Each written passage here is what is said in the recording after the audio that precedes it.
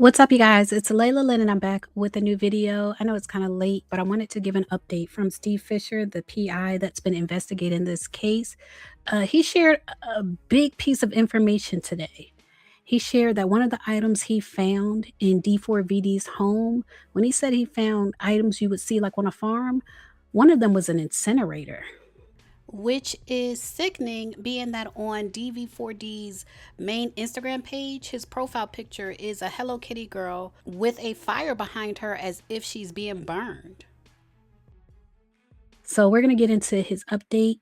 He tweeted, "Although my words have been misquoted by some, what I actually said about certain items found at the Doheny address was that they were items you would expect to find on a farm rather than in a home in the Hollywood Hills." One of those items was a burn cage incinerator advertised to burn at 1600 degrees. Human cremations are typically performed at approximately 1400 degrees. So he's kind of hinting that this was possibly going to be used for Celeste remains. He said an incinerator is not legal to be it's not legal to use within city limits and serves no legitimate purpose at a residential property in the Hollywood Hills. Some will argue that this item was intended as a prop for a video. If that were the case, it raises several obvious questions.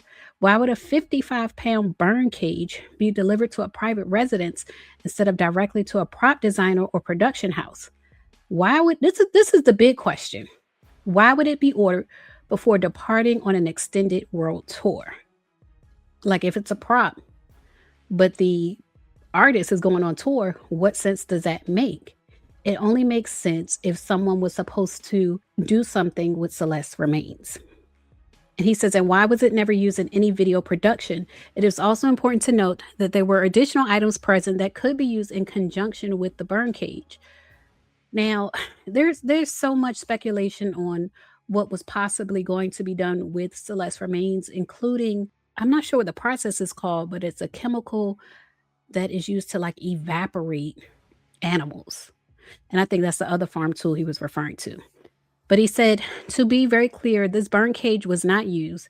It was still new and in the box. However, given that Celeste Rivas Hernandez remains were ultimately found in the Tesla front, the presence of an incinerator at the same residence associated with that vehicle necessarily raises questions about intent.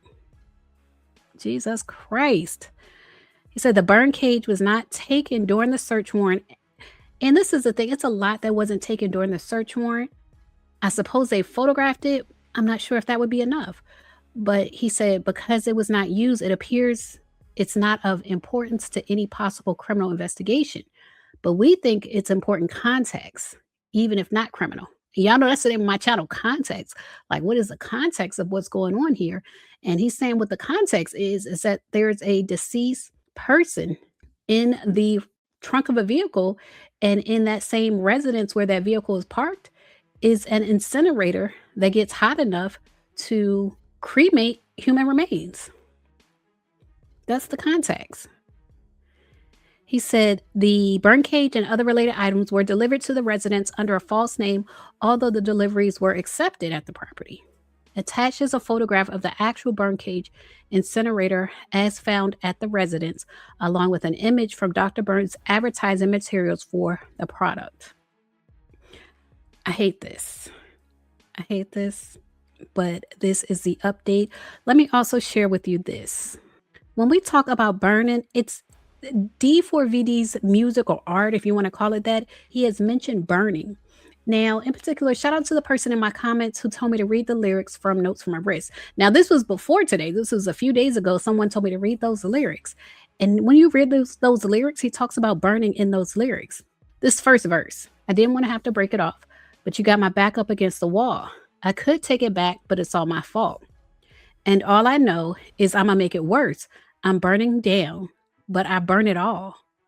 So he clearly, in my opinion, again, these are all allegations and opinions, but in my opinion, he clearly like fantasized about burning it all. And a lot of people might wonder, well, why didn't he burn the car? If the car had a body in it, a lot of criminals will burn the whole car.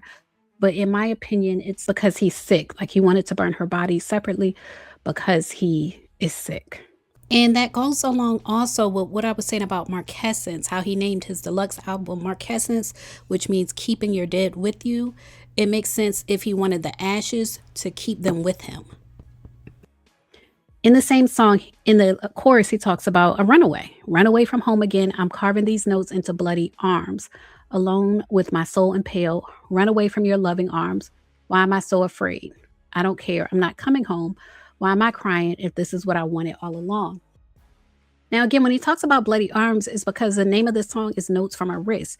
And that implies, in my opinion, like self-unaliving. And I feel like this is one of the few times that I've seen, I haven't read all his lyrics, but it feels like one of the few times that I've seen him talk about self-unaliving, which I feel like this whole situation that's going on is a homicide and a self-unaliving. And so it's interesting that he does have a song about that. It's interesting and disturbing. Y'all leave a comment. Let me know what y'all think, especially about the update from Steve Fisher. All I can say is I hope we get justice for Celeste. That's all I can say. I hope he doesn't get to carry out what he has planned or possibly has planned for himself.